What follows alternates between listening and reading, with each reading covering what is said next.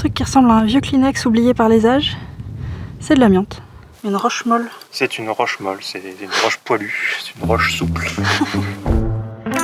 Il y a quelque temps, un trio de fiefés géologues m'a invité à les rejoindre sur le terrain pour observer de l'amiante naturelle. Après environ 3 secondes d'hésitation, nous voici dans le Cap Corse à la découverte de la richesse minérale de l'île de Beauté, entre 2 dégustations de figatelle. Si on est venu là, c'est pas par hasard. Le Cap Corse abrite une ancienne carrière d'amiante, aujourd'hui en cours de démolition. Entre 1926 et 1965, près de 1400 personnes ont travaillé ici. Ils ont travaillé dans la poussière, sans protection et dans des conditions de travail très pénibles. Ils ont souffert de ce qu'on appelait l'enfer blanc. Voilà, je le sais parce que je suis très cultivée. Pas du tout parce que c'est écrit là. La mine d'amiante de Canaries, donc faut savoir, c'est le plus gros site, voire le seul vraiment à échelle industrielle d'exploitation d'amiante en France. Le gisement a été découvert fin du 19e et semble vers 1898. D'abord, a fait l'objet d'exploitations un peu artisanales. Et le site a commencé à s'industrialiser en après-guerre vers 1940, entre 45 et 50. Je crois qu'on parle à peu près d'une exploitation de 6000 tonnes d'amiante année, quelque chose quand même d'assez conséquent.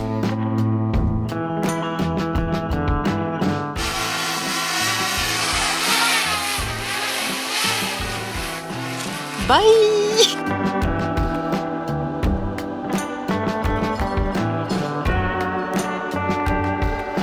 Pendant ce temps, ils ont perdu le drone.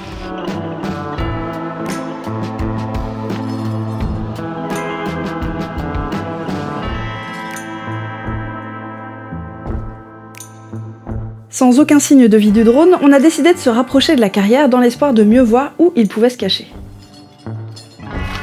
Salut! Bonjour.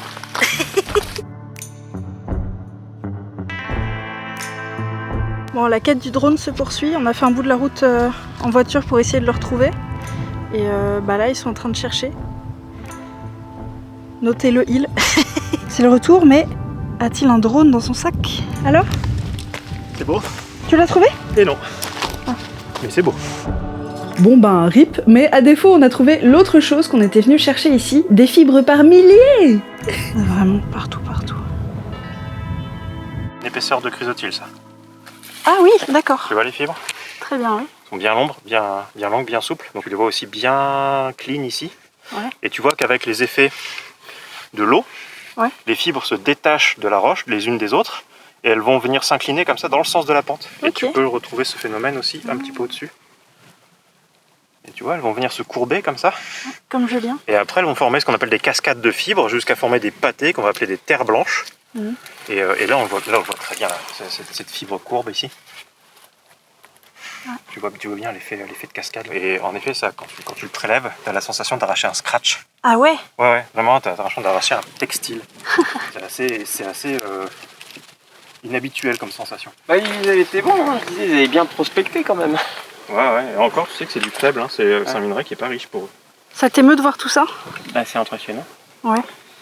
Autant d'amiante. Ça vous arrive souvent d'en voir autant? Autant, non.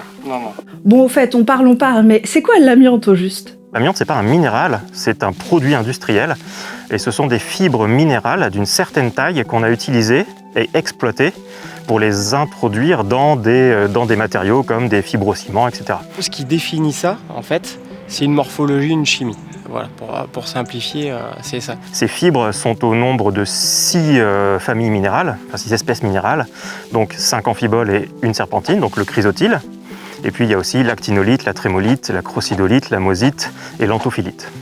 Tout un nom barbare pour dire que voilà, la définition initiale, légale de l'amiante dans le bâtiment, c'était ça, c'était ces 6 fibres, enfin ces 6 espèces minérales, sous forme de fibres. Ce qu'on appelle fibres, d'après les définitions de l'OMS notamment, ce sont donc des monominéraux, des monocristaux, qui font 3 microns de diamètre maximal, ça peut être moins, pour 5 microns de longueur, et un rapport longueur sur largeur supérieur à 3, il me semble. Donc il y a tout un tas de critères morphologiques à respecter pour être appelé amiante, entre guillemets. Pour mieux comprendre, on va changer de décor. On a carrément rendez-vous à la plage pour voir ces cailloux-là. Devinez ce que c'est. Eh ben non, perdu. Ça, c'est pas de l'amiante, simplement parce que c'est trop gros pour en être. Donc là, ce qu'on a en fait sont des actinolites, qui font presque 4 à 5 cm de long pour quelques millimètres d'épaisseur, donc sur de grandes baguettes. Et là, on n'a pas du tout de faciès fibreux, donc ça, ce ne sont pas des actinolites amiantes. Et c'est intéressant parce que pour nous, c'est un indice du fait qu'on peut trouver de l'actinolite dans le coin. Par contre, ça, ce ne sera jamais considéré comme amiante. Car c'est justement le métier de nos acolytes, enquêter sur le terrain pour repérer l'amiante. Derrière moi, Brice est en train de s'équiper comme on peut s'équiper sur le terrain, donc avec les éléments de protection. On va squeezer la partie où il doit se mettre en sous-vêtements jetables. On veut complexer personne. En fait, nous, on intervient principalement sur des repérages avant travaux. Quelqu'un qui a un projet de travaux qui va impacter des sols, des terrains, donc que ça soit une collectivité ou une entreprise ou un particulier, va faire appel à nous avant les travaux, pour se poser la question de savoir s'il y a de l'amiante ou pas dans le terrain. C'est une obligation légale. On va livrer un rapport au commanditaire en lui disant si oui ou non il y a de l'amiante et s'il y en a où, pour que derrière il puisse prendre les mesures nécessaires, soit modifier son projet, soit que les travailleurs puissent se protéger. Donc là en fait il est en train de mettre des scotch pour faire l'étanchéité, donc à tous les endroits où il y a des fuites potentielles. Il faut vraiment juste qu'on prenne tous les joints, en fait, les jonctions entre la combinaison et les éléments de sécurité, les gants, le masque et les bottes, et qu'on les jointe avec du scotch, comme ça on est sûr qu'il n'y a rien qui passe. T'as l'air heureux. Oui. Et là il est prêt pour une intervention. Non, par contre, c'est plutôt agréable parce que tu reçois de l'air frais. Là, il a un masque ventilé avec un filtre qui va empêcher les fibres d'aller jusqu'à ses poumons. Tu prends un malin plaisir à le scotcher, j'ai l'impression. Oui, ça en dit long sur ma personnalité. Quand on est sous appareil respiratoire, on ne peut pas rester plus de 2 heures. Ensuite, il faut se déséquiper, prendre une pause et après on peut recommencer. C'est un petit pas pour l'homme. Splendide. Collection automne-hiver Corse. Maintenant finement équipés, nos géologues de bord de route vont essayer de trouver des indices qui les mèneraient vers la présence ou non d'amiante dans la roche. Ces indices, on les appelle des fibrotectes. Mais pour savoir où trouver ces minéraux, il faut d'abord comprendre comment ils se forment. Il nous faut ériger des montagnes, ce qui entraîne une recuisson des roches, on appelle ça du métamorphisme. Voilà comment on transforme nos minéraux de base en minéraux amiantifères. Il y en a partout, partout, partout. Bonus, cassez vos roches métamorphiques pour créer des fissures et faites circuler des fluides hydrothermaux dans le bazar. Nos nouveaux minéraux vont pouvoir y cristalliser sous forme de jolies petites fibres et tada, vous avez fabriqué de l'amiante. Et tu rajoutes à ça, nous, ce qu'on appelle la petite cerise sur le gâteau. C'est si tu as des roches ultra basiques, si tu as des roches qui sont vraiment appauvries en silice. Et à la base, c'est souvent les roches du manteau supérieur, les péridotites, tout ça, quand elles vont être serpentinisées, hydrothermalisées, bah, tu crées des serpentinites et là, tu es sûr d'avoir de l'amiante. Et c'est typiquement le gisement de Canaries, quoi.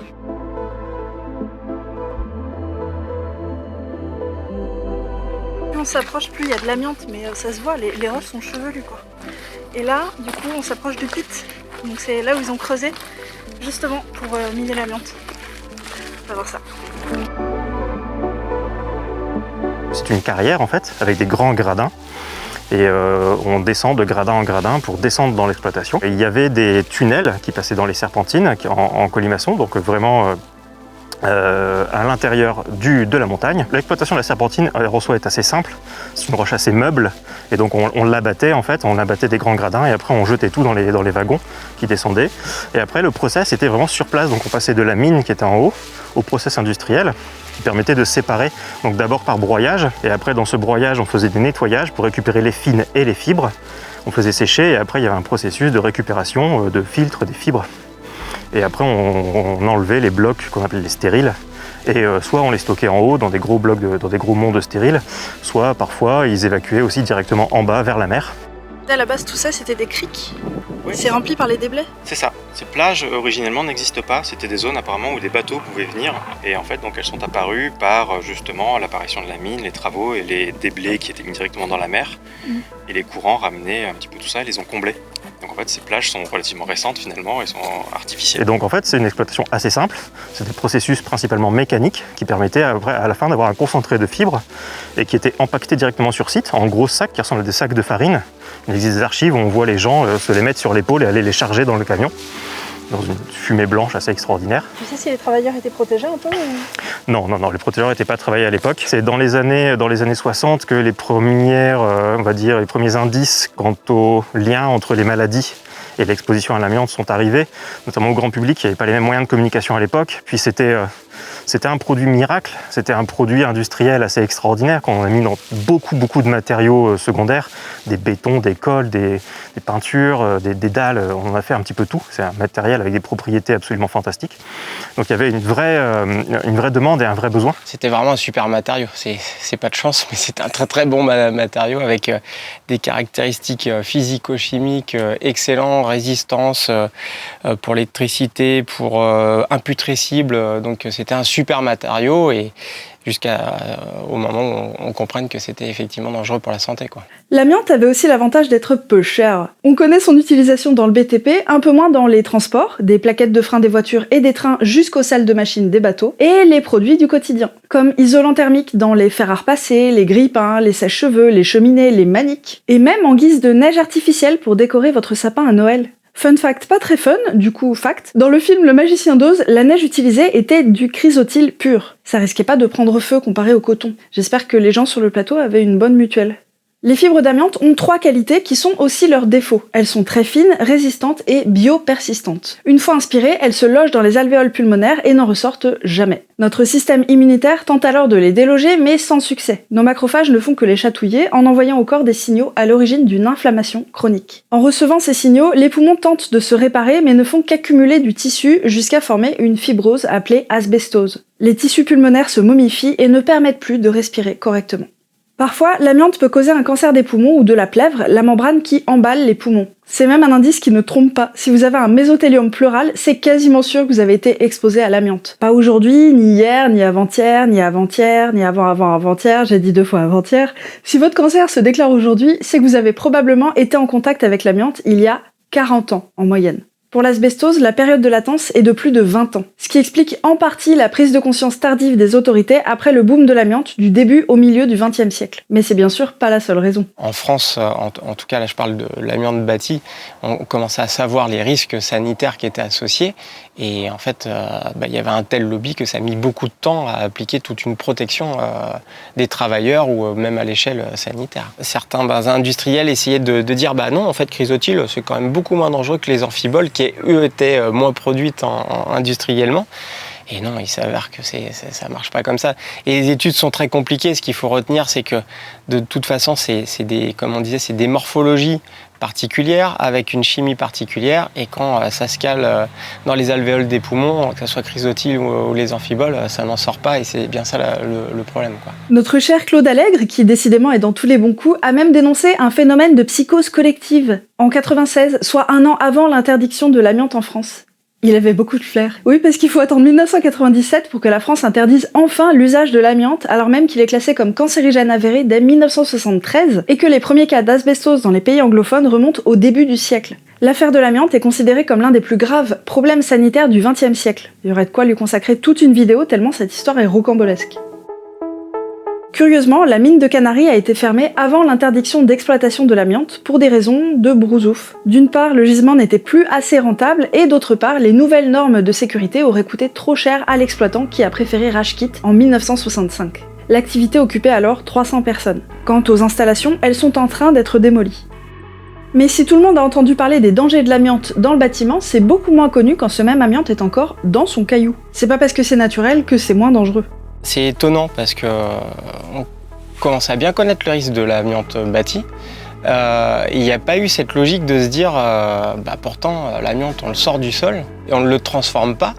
Oui, des fois on le tresse, tout ça, mais il n'y avait pas de transformation en fait. Et on ne s'est pas vraiment posé la question de savoir si c'était dangereux. Et la question est apparue, on va dire, à 2 endroits. En tout cas, je parle pour la France. C'est en Corse et en Nouvelle-Calédonie. En Corse avec la mine de Canaries, parce que petit à petit, énormément de gens en fait, qui travaillaient dans la mine de Canaries ont développé des pathologies liées à l'amiante, et pas que. Et c'est ça qui a commencé à inquiéter, c'est que c'était aussi en fait, les familles. Les femmes qui pouvaient par exemple laver le linge ou des choses comme ça, en fait, avaient été exposées aux fibres en fait, que les ouvriers pouvaient ramener.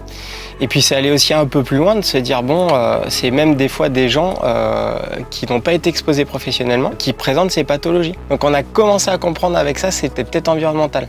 Et en Nouvelle-Calédonie en parallèle, C'est pareil, énormément de Mélanésiens commençaient à présenter des pathologies liées à l'amiante environnementale. Donc on a pareil, les épidémiologistes et les médecins, avec les géologues, ont cherché les causes. On s'est rendu compte que c'était en premier lieu sûrement les cases à peau trémolitique, c'est-à-dire que la colonisation a imposé de mettre un bel enduit blanc pour faire propre en fait sur les cases mélanésiennes. Et il s'avérait que c'était pas toujours de l'argile et que c'était des fois de la trémolite amiante parce que ça prend cet aspect, les terres blanches. Et il y avait des mesures en fait d'empoussièrement avec des concentrations énormes dans ces cases, mais ça suffisait pas à tout expliquer. Alors pareil, et moi j'avais participé à cette étude en 2007-2008 avec des épidémiologistes. C'était d'essayer de comprendre d'où venaient les autres cas. Et on a compris que c'était les pistes qui étaient recouvertes en serpentinite. Serpentinite qui était plutôt un bon matériau d'emprunt qu'on mettait sur les pistes facilement, parce qu'en Nouvelle-Calédonie, les pistes ne sont pas recouvertes partout. Et les gens en fait, qui habitent à côté, qui ont des terrassements à côté, avec le roulage des personnes qui passent en voiture, des camions ou autres, et ils sont exposés à ces fibres. Et c'est là qu'on a compris qu'effectivement, cette incidence beaucoup plus élevée en fait, des maladies liées à l'amiante était liée à l'amiante environnementale. Mais alors, où trouve-t-on de l'amiante environnementale en France ? Eh bien, comme on a vu tout à l'heure, ces fibres se forment dans des chaînes de montagnes. Ça nous donne un bon indice d'où trouver ça. Partout où il y a eu de l'orogénèse, ça se prête à avoir du métamorphisme. Et du coup, c'est là que tu peux avoir de l'amiante environnementale. Donc tu vas en trouver effectivement en Corse, dans les Alpes, tu vas en trouver Pyrénées, Massif central. Puis tu as le massif armoricain qui a beau être un vieux massif, c'était une chaîne de montagne. Donc c'est vrai que les gens sont étonnés quand on parle d'amiante environnementale en Bretagne ou en Vendée ou en Loire-Atlantique. Mais tu as effectivement aussi dans ces coins-là de l'amiante environnementale. Attention, je cherche pas à vous faire peur ici. Certes, le risque zéro n'existe pas, mais c'est pas parce que vous avez été exposé à l'amiante que vous allez forcément développer une maladie associée. C'est plus une histoire de loterie. Une loterie pas encore tout à fait bien comprise d'ailleurs. Je suis pas médecin pour en parler, mais quand on regarde un petit peu les études qu'il peut y avoir, c'est que d'une, il y a peut-être des idées de seuil ou pas d'exposition, et il y a aussi des écoles qui défendent une fibre peut poser problème. Donc ça c'est très compliqué et je pense qu'il y a un peu effectivement des paroisses qui s'affrontent là-dessus. Mais c'est vrai, être exposé, par contre il y a des seuils, il y a le seuil sanitaire qui est de 5 fibres par litre, il y a le seuil professionnel qui est 10 fibres par litre sur 8 heures. Mais c'est pas parce que vous êtes exposé que vous allez avoir une pathologie plus tard, parce qu'en plus, semble-t-il, on n'est pas génétiquement égaux. Et des fois, effectivement, une personne va être exposée une fois, ça va suffire. Et puis, des fois, il y a des personnes, je peux parler du cas de mon père. Mon père, en fait, a travaillé comme taulier chaudronnier dans des fours industriels. Il posait des plaques d'amiante. La moitié en fait des personnes qui travaillent avec lui sont décédées de ça. Lui, il n'a jamais développé une pathologie alors qu'il était plus exposé que certains. Il y en a qui ont développé les pathologies en étant dans les bureaux. Lui qui déposait les plaques d'amiante, il n'a jamais développé une pathologie. Donc génétiquement, on n'est pas tous égaux. C'est peut-être très bien pour moi. Mais ouais, c'est quand même assez fou ça. Maintenant qu'on est incollable au sujet des petites fibres, revenons-en à notre enquête. Comment trouve-t-on de l'amiante sur le terrain ? Eh bien, il existe plein d'indices, certains plus étonnants que d'autres. Je suis devant les gros tas de stériles comme votre sœur, et ce que me disait Stéphane, c'est qu'effectivement, il n'y a rien qui n'a repoussé dessus en plus d'un demi-siècle. Et oui, je fais ce métier uniquement pour les looks. Oui, alors ces terrains sont très riches en métaux lourds, et en plus, ça s'altère très peu. Donc en fait, il y a peu de sol qui peut se constituer. Contrairement à ce qu'on observe là, mais c'est rare. La plupart du temps, au contraire, c'est les roches qui restent roches. Et du coup, la végétation, elle a du mal à se faire une place, quoi. Et cette végétation permet parfois de repérer l'amiante. En tant que géologue, on utilise en fait tous les outils qu'on peut avoir. Et des fois, c'est le côté naturaliste. Des fois, il y a des végétations qui marquent plus une roche que d'autres. Et c'est quelque chose que nous, on voit un peu moins en Corse, mais par exemple, qui était bien marqué en Nouvelle-Calédonie, où les serpentinites sont marquées par le bois de fer. Donc des fois, dans le paysage, tu vois ces bois de fer. Et puis l'expérience fait qu'à chaque fois, ça se vérifie. Tu as les serpentinites associées, que la végétation, je crois qu'on dit silicophile ou silicophobe. Et là, en fait, c'est quelque chose qui aime les roches très appauvries en silice et se développe sur ces terrains-là. Et ça se voit dans le paysage, c'est impressionnant. Globalement, si on cherche de l'amiante, on doit trouver des roches susceptibles d'en porter. On le disait tout à l'heure, On le disait tout à l'heure, le mécanisme qui aboutit à former ces minéraux, c'est le métamorphisme, la transformation de roches prises dans la formation de montagnes. On devra donc repérer les roches métamorphiques comme cette fameuse serpentinite dont on parle depuis tout à l'heure. Elle a l'aspect d'écailles de serpent, au visuel et au toucher d'ailleurs, mais c'est pas sa seule particularité. Magicien, un caillou, un crayon,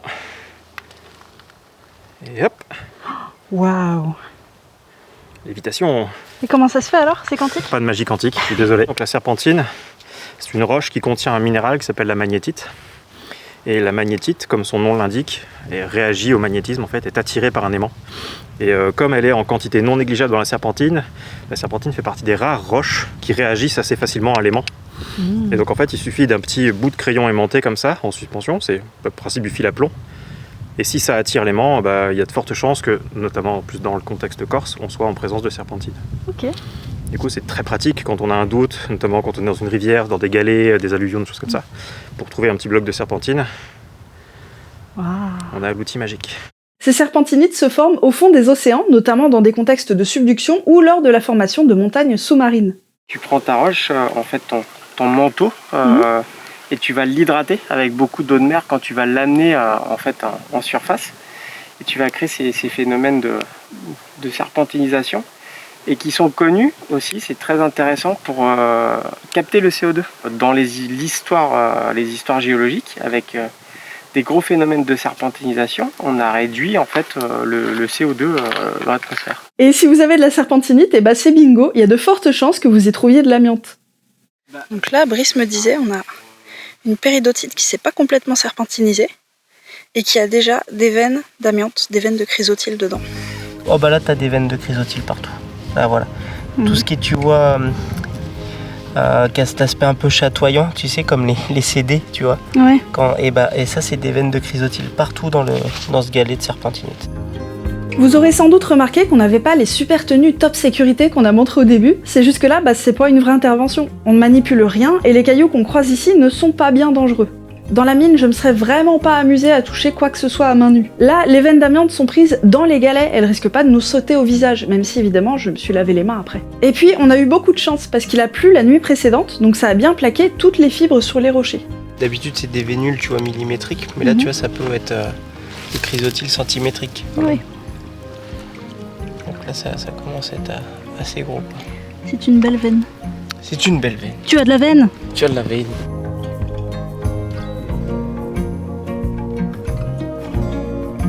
Stéphane est triste parce que normalement il avait repéré la dernière fois, il y avait plein d'amiante dans le cours d'eau derrière. Et là on est repassé et en fait il y a eu des énormes orages la nuit dernière et du coup il n'y en a plus du tout. Mais vraiment il paraît que ça recouvrait, ça faisait une espèce de couverture blanche partout. Et quand tu regardes à la loupe, il y avait plein de petites aiguilles en fait.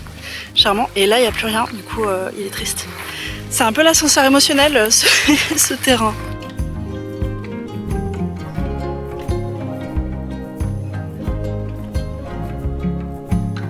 Les géologues à la plage, ils regardent les cailloux. Donc juste derrière il y a des beaux échantillons d'amiante et en fait Brice me disait qu'il est intervenu sur le diagnostic de ce chantier.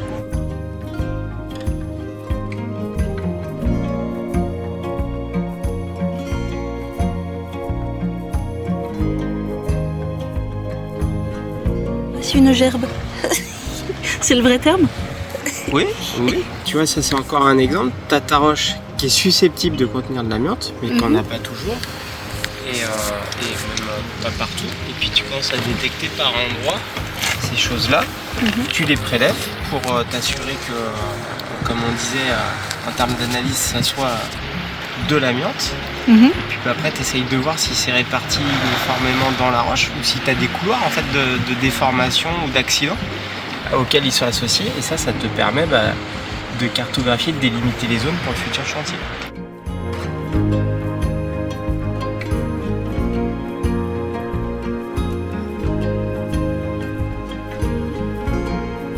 C'est fort sur serpentine. Oh, c'est pas beau ça. On cherche donc de la serpentine. Le truc, c'est que cette roche était ado dans les années 2000, elle aime la tectonique, quand la roche bouge et se fait comprimer la face. Les serpentines sont des roches qui vont vraiment être considérées comme une couche savon. C'est un petit peu le lubrifiant de tous ces phénomènes de subduction, d'obduction, c'est assez connu. Et en fait, elles vont venir se caler dans tout un tas d'accidents et les marquer. Alors des fois, c'est 1 ou 2 mètres de serpentine qui vont marquer un contact tectonique, un accident tectonique, qui vont venir là, qui vont être broyés et qui vont subir la déformation à la place des autres parce que c'est vraiment une roche tendre en fait. Et on l'a vu, elle est toute schistosée, elle est toute déformée, plissée, chiffonnée. Et c'est pour ça qu'on la retrouve absolument partout et parfois sur des affleurements qui sont juste métriques en fait. Donc techniquement, il faut scruter la moindre faille, le moindre accident pour voir ce qu'il y a à l'intérieur. Du coup, on est dans une veine de serpentinite entre 2 métagabbros. Typiquement, un petit amas blanc nacré comme ça là, Ouais. ça je suis à peu près sûr que c'est mou. Et ça c'est un amas de fibres. Quand tu regardes à la loupe ça, tu te rends compte que ces blancs là sont constitués d'un nombre extraordinaire de toutes petites aiguilles. Donc ça c'est des amas de fibres en fait qui foisonnent sur la roche. La couleur blanche nacrée est très caractéristique de tout ce qui est fibreux, très fin. Ouais. Un petit peu comme de la soie, comme des étoiles un petit peu fines. Ça a vraiment cette chatoyance très particulière. Assez caractéristique. Du coup on en voit ici là qui sont un peu moins altérés. Ici également. On voit bien les fibres de près. Et là aussi. Ouais. Alors Stéphane, géologue des bords de route, qu'as-tu trouvé ici? Alors là, sur ces roches-là, on a un beau plaquage. Tu vois, des faciès aciculaires là, déjà avec une belle couleur verte. Ouais. Qu'on voit d'ailleurs, qui virguent, on voit qu'elles sont coudées. Et même si tu regardes celui-là, il est carrément... il tourne quoi, à 180 degrés. Ouais. Donc là, on est sur des faciès aciculaires, donc en aiguille. Probablement une amphibole de type actinolite ou trémolite. Ça y ressemble beaucoup par rapport au contexte, par rapport à la type de cristallisation. Donc là, typiquement, on est sur des plans syncfoliaux, donc on est dans la foliation de la roche. Et donc on a des plans comme ça, des plans de mouvement dans la roche. Et on voit bien que tout ça est plus ou moins orienté toujours de la même manière. Donc dans le sens du mouvement. C'est des très bons critères pour les cristallisations fibreuses. Et quand on a ces faciès aciculaires, en général, dans des zones de déformation autour, on va trouver le faciès fibreux associé. Donc on voit, dès que ça devient un petit peu blanchâtre dans des coins comme ça, on aura probablement des faciès pour le coup amiantifères. Donc on n'est plus sur des aiguilles, mais carrément sur des fibres souples qu'on va pouvoir appeler amiante. Et donc là, probablement, actinote ou trémolite. Donc ouais, dans ces gabbros, il y a une particularité. On va trouver l'amiante dans les grandes lignes sous 2 faciès, sous deux caractéristiques. Le premier, c'est qu'on va la trouver sous forme de fines aiguilles de trémolite en... Bonne chance pour le montage.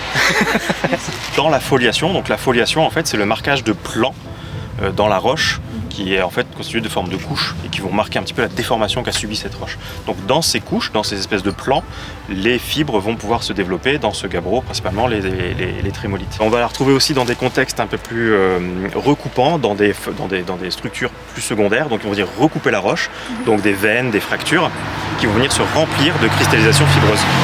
Et c'est ce qu'on voit là notamment, on voit bien qu'on a une fracture qui vient un petit peu recouper la roche, et avec des remplissages ici aciculaires et fibreux. Ok, donc ça pourrait être de l'amiante. Ça pourrait en être. Ça pourrait en être, ou en tout cas, si on cherchait autour, il pourrait y en avoir de manière assez sûre, là, parce que c'est un contexte assez riche pour le coup. Ok.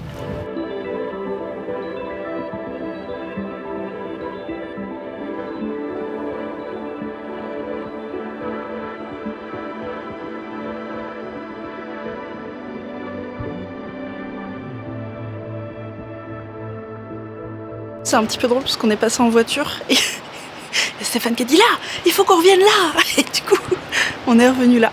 Et voilà. Ils sont comme des fous parce qu'ils ont trouvé ça. Ils sont contents. C'est quoi et pourquoi t'es content? Parce que je suis un mec bizarre. Non, parce que les smaragdites aussi vertes sont pas forcément fréquentes. Et là, on voit bien des espèces d'empreintes d'amphiboles vertes dedans, là, qui sont d'un beau vert émeraude. C'est quand même assez joli. C'est un beau faciès. Et lorsque ces amphiboles bien vertes là, sont même plus riches, ça a donné des faciès comme le verre d'Aurès, donc qui était une pierre qui était exploitée en Corse pour faire des dalles de marbrier, etc. Qui est assez connu. Ça fait plaisir de les trouver et je suis content. Là, regardez, une très grosse amphibole.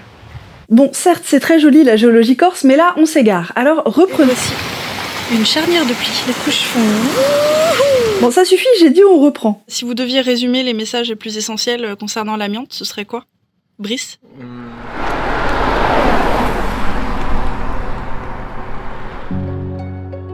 Alors, petit récap, d'où c'est qu'on trouve l'amiante à part à Jussieu? Amiante qui est en fait 6 minéraux différents. Ils se trouvent tous dans des roches métamorphiques, c'est-à-dire des roches recuites par un événement tectonique, comme par exemple l'érection d'un massif. Et non, je ferai pas de blague là-dessus. Donc faut chercher dans les montagnes et scruter en priorité les serpentinites, des roches à l'allure de peau de serpent, qui forment aussi bien des paysages entiers, comme à la mine de Canaries, que des petits accidents de quelques mètres à peine, comme sur ce bas-côté. Sauf que notre travail n'est pas fini. Aussi perçant fut-il, l'œil du géologue ne suffit pas pour dire « Ah oui, ça c'est de l'amiante pour sûr », avec la même ferveur qu'il s'écrit « Ah ça c'est du bon rouge qui tâche ». Pour en avoir le cœur net, nos camarades doivent donc prélever un échantillon sur le terrain et l'envoyer à un laboratoire pour analyse. Et comme vous êtes des petits chanceux, je vous emmène sur les traces de notre caillou jusqu'en Bretagne. Oui, c'est dire à quel point je vous aime. Nous y voilà, on va voir ce que deviennent les échantillons qui ont été prélevés sur le terrain en Corse et nous voici à nouveau avec Brice, géologue de bord de route, encore au bord de la route. Brice, est-ce que tu as un mot pour nous? Calzone. Merci. Zébardi pour une immersion chez ITGA, un laboratoire rennais qui analyse l'amiante du bâti et celui de la nature. Je les remercie au passage de nous avoir ouvert leurs portes et aussi leur cœur. Je fais toujours ça pour les looks. C'est ma salle, ça. T'es déjà tombé en direct? Par hasard, c'est une femme qui fait la vaisselle. Pour déterminer ce que c'est, notre échantillon corse va passer 3 étapes. La première, on le regarde très fort à l'œil nu. La deuxième, on le regarde très fort au microscope. Et la troisième, on le regarde très fort dans un microscope encore plus mieux, mais ce sera pour après. Donc à partir de là, je confirme, on a bien des fibres qui sont blanches, courbées, assez fines, un peu comme des cheveux. Ça ressemble beaucoup à des types d'amiante de type chrysotile par exemple, qu'on va aller creuser plus en profondeur et on va utiliser ce qu'on appelle un microscope optique à lumière polarisée. Nous voici dans l'étape 2, notre compère prélève un bout de notre caillou et le baigne dans un liquide aux propriétés optiques particulières pour le faire parler. Et maintenant, cap sur le microscope pour observer comment se comportent nos fibres à la lumière polarisée. Une lumière dont on oriente la direction des rayons pour conférer à la géologie son côté gay pride. On va avoir différents critères qui vont nous permettre de définir ou pas si on a une fibre d'amiante. Le premier critère, comme j'ai énuméré tout à l'heure, c'était la morphologie. Donc on voit bien qu'on a une belle morphologie fibreuse ici. Donc ce que vous voyez à l'écran, du coup, ça va être des faisceaux, pas des fibres unitaires. On entre dans le dur des propriétés optiques des minéraux, on va par exemple s'intéresser au signe d'élongation. Un signe d'élongation positif s'exprime par du bleu dans le sens que vous voyez et du jaune dans l'autre sens. Et je vais retirer ma lame de retard qui fait que je suis dans le rose et je vais regarder l'extinction. En fait, je vais avoir une extinction qui va être à 90 degrés à chaque fois. Donc ça veut dire que nord-sud, on va avoir une extinction. Est-ouest, je vais avoir une autre extinction. Donc là, ça me fait 4 critères qui sont respectés. Présentement, notre faisceau d'indices converge vers du chrysotile, mais d'autres minéraux peuvent y ressembler. Alors pour être vraiment sûr de ce qu'on a sous les yeux, c'est là qu'on passe à l'étape 3, le microscope encore plus mieux, ou microscope électronique en transmission. Mais vous imaginez bien qu'on va pas fourrer notre caillou dans le mètre et débrouille-toi avec ça. Faut d'abord préparer des échantillons à partir de notre caillou. La flamme olympique. Pas mal, hein? Je passe l'échantillon à ma collègue qui va se charger de faire la préparation. D'accord. C'est émouvant. Cette préparation consiste à broyer des bouts de notre échantillon avant de le passer au bac à ultrasons. Un petit masque de beauté à l'amiante. Oh, je vous conseille pas franchement, mais je broie au maximum pour libérer les fibres. Je rince mon pilon pour récupérer au maximum de matière. Et je vais mettre dans le bac à ultrasons. Ça va aider l'extraction des fibres pour se libérer de la matrice. Une fois ultrasonnées, diluées et pipetées, les préparations passent au four.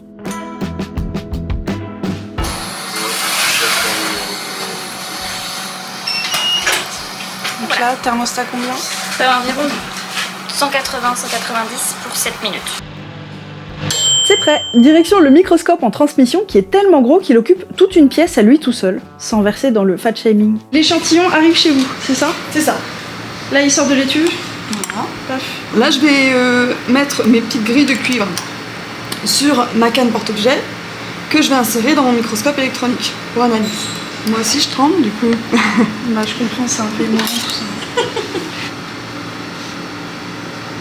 Vous faites ça mieux d'habitude? Oui. Pardon. C'est pas facile. Je vais insérer ça dans le microscope électronique.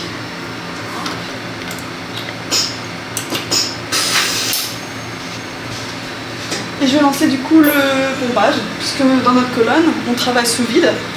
Donc on va petit à petit rentrer de sas en sas pour ne pas casser le vide qui est à l'intérieur de mon microscope. Dans un microscope électronique en transmission, ou MET, on dirige un faisceau d'électrons sur un échantillon ultra mince. C'est un peu comme si on éclairait l'échantillon avec une lampe torche, on projette son ombre. Voilà pourquoi les fibres d'amiante vont nous apparaître noires sur un fond d'une couleur arbitraire, ici le vert en hommage à Hulk. Et aussi parce que c'est dans le vert que l'œil humain est le plus sensible, donc là qu'il distingue le plus de nuances. On passe à x10 000. Donc là je vais venir me balader sur mes champs à la recherche de particules. Bon là vous voyez il y en a plein partout. C'est pas très compliqué d'en trouver. Donc voilà, on recherche déjà, le premier critère c'est la morphologie. Donc on a des fibres, des particules allongées, avec un rapport d'allongement supérieur à 3, une longueur minimale de 5 microns et des bords parallèles. On a les faisceaux, comme là la grosse particule au milieu. On peut trouver des fibres unitaires, par exemple plutôt là. Ok. Alors, Et voilà. ça fait quelle taille en vrai? Là c'est 0,02 microns, le chrysotile. D'accord. Je ne sais pas si vous arriverez à voir quelque chose. Vous avez votre fibre et au milieu un canal central plus clair. Ah oui. Ça c'est typique du chrysotile parce qu'on a un feuillet qui s'est enroulé sur lui-même avec un canal central du coup creux au milieu. Donc ça c'est un des critères morphologiques importants du chrysotile. Et donc quand j'ai déjà ma morphologie, après j'ai deux autres critères à observer.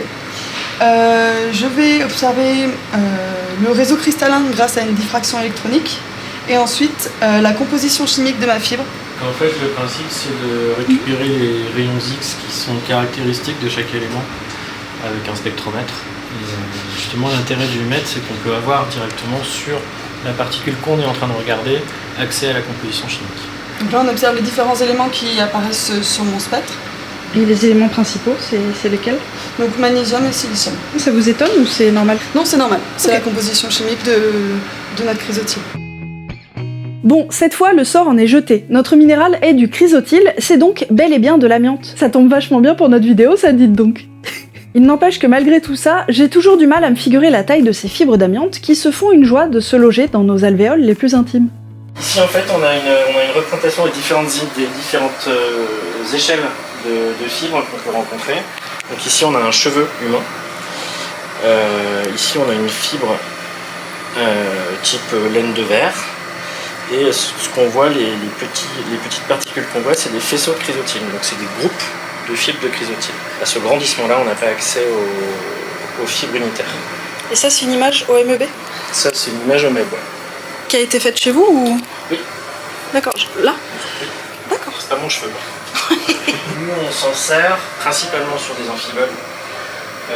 Lorsque le MET a rendu son verdict, c'est juste un projecteur d'image, le MET. Alors qu'ici, on vient projeter les électrons et on récupère un signal qui nous donne comme du relief. C'est un gros faisceau de chrysotile. On voit les fibres indépendantes parce que c'est un MEB très particulier, c'est un MEB très haute résolution. À la différence du MET, vous avez vu tout à l'heure, on appuie sur le bouton, on a une image. Ici, c'est pas la même limonade. On a beaucoup plus de détecteurs différents, etc., avec des angles. Il faut vraiment savoir ce qu'on cherche et comprendre son échantillon pour avoir la bonne image.